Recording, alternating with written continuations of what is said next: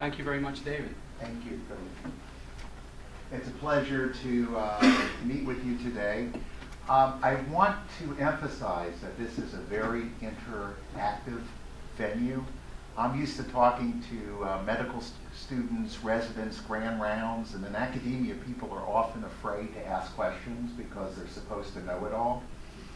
And obviously what happens if you don't ask questions and if you don't interact, then you don't get the full benefit of the lecture. So when Philippe asked me to talk about cognitive impairment as it relates to capacity, competency, and decision making, my first question was, well, do you want me to talk about Alzheimer's disease? Because that is a growing problem. And all of you who work with people, either the baby boomers in the States or people internationally, the whole world is growing older. And age is the greatest risk factor for Alzheimer's disease and disorders of the brain. Where I said, would you like me to talk about the new term called mild cognitive impairment, MCI, not the phone company that went out of business with Milton Evers. This is an entity called mild cognitive impairment, and it's supposed to be a precursor to Alzheimer's disease, where people can be impaired, but they haven't yet met criteria for dementia. Or would you like to talk about the latest in diagnostics and treatments? Or would you like to talk about what a neuropsychologist does, what a behavioral neurologist does, what a geriatric psychiatrist does? Not an older psychiatrist, but a psychiatrist who specializes in geriatrics.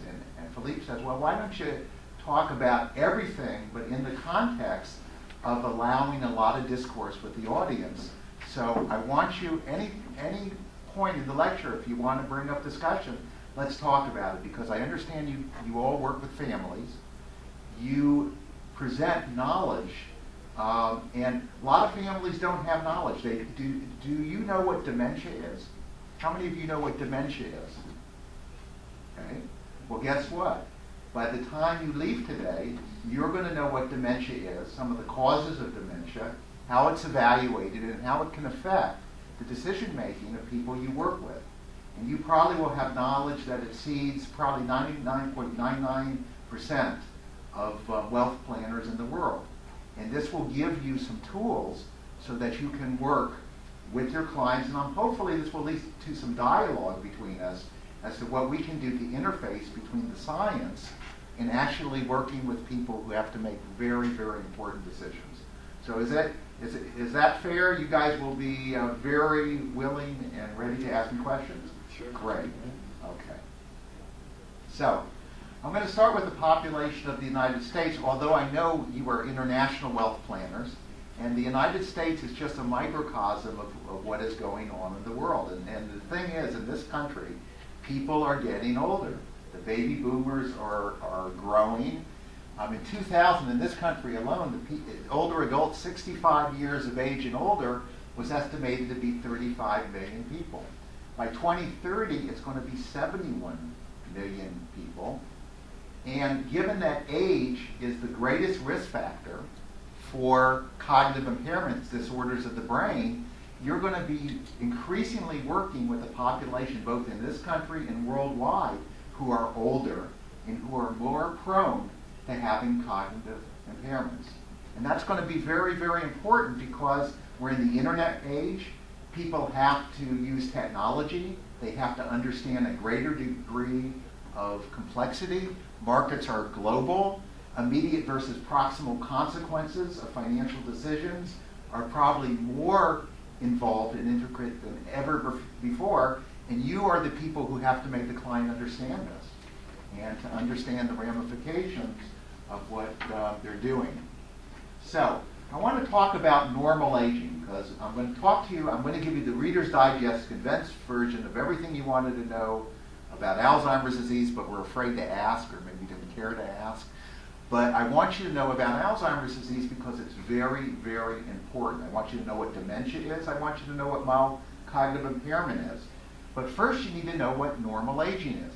How many of you in this room have gone to get something from the icebox late at night and you forgot what you went there to get? Okay. Some people are up front, some people are into denial, and other people are just afraid to answer. But that's okay.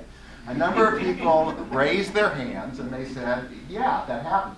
How many of you sometimes have a problem finding a word? You have a, you can't find a word you're looking for. All the time. Okay? How many of you have noticed that gets a little worse as you get older? I know some of you aren't older yet. Okay. But how many of you have met some people at a party, and it was an important contact to remember, and you can't remember the name? And you used to be able to do that just years ago, and you're saying, what's happening to me? These are all normal memory failures. So I don't want you to think that I can hear some sighs of relief back there. So the issue is there are normal memory failures that happen. Well, let's talk about cognitive, and I've been doing this for about 26 years, so I've had a good chance to see my own memory decline, which is good. It gives you some perspective. But when you are older, your attention span, your general attention span is normal. Your remote or tertiary memory is fine. Have you ever noticed that people in their 80s can tell you everything about what happened in the past? They can tell you what happened during the war. They can tell you what happened 40 years ago. But they may not have good recall of short-term memories. We're going to talk about why that is so in terms of the brain. But that is, Warren Buffett basically has a lot of accumulated knowledge, and his wisdom and experience makes him very valuable.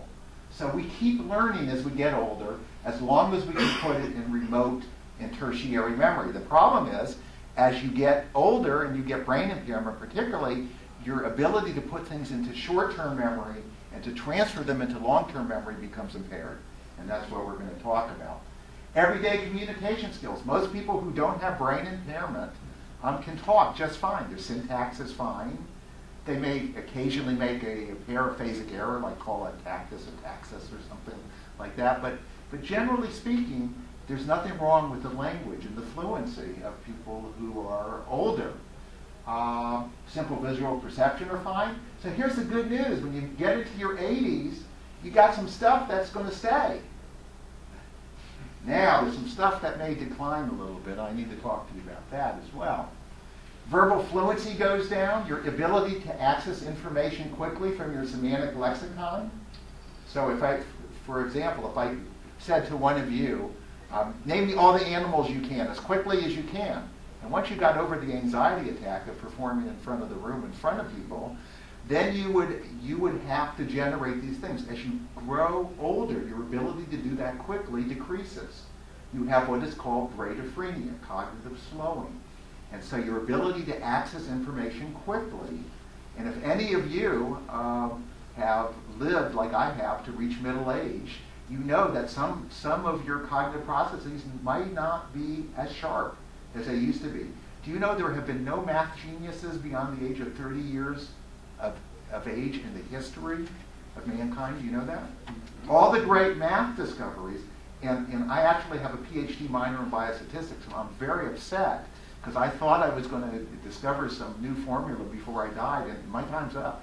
Can't do it. Can't do it. Confrontation naming, things that are not very common, uncommon kinds of objects to reach into your semantic lexicon and get it, those are less as you get older. Selective attention. You can attend to one thing, but multitasking. Have you ever seen an 80-year-old try to multitask? Very, very difficult. And that's going to be important because when you lay out papers and decisions to make financially, if they're multitasking on different things, it can be very hard for an older adult to understand. Cognitive flexibility and shifting cognitive sets. The older you get, the more rigid you are about staying in set. And taking new ideas that break that set is very much harder for an older adult to comprehend. So that happens with aging. And perceptual speed. How many of you know baseball players that go into their 40s, 50s, and 60s and win batting championships? It doesn't happen because you lose your perceptual speed. Okay? So things do go down as a function of normal aging. But it's essential to differentiate between normal aging and mild cognitive impairment, MCI. And we're going to talk about that. Not the phone company, but mild cognitive impairment. Because mild cognitive impairment could be the early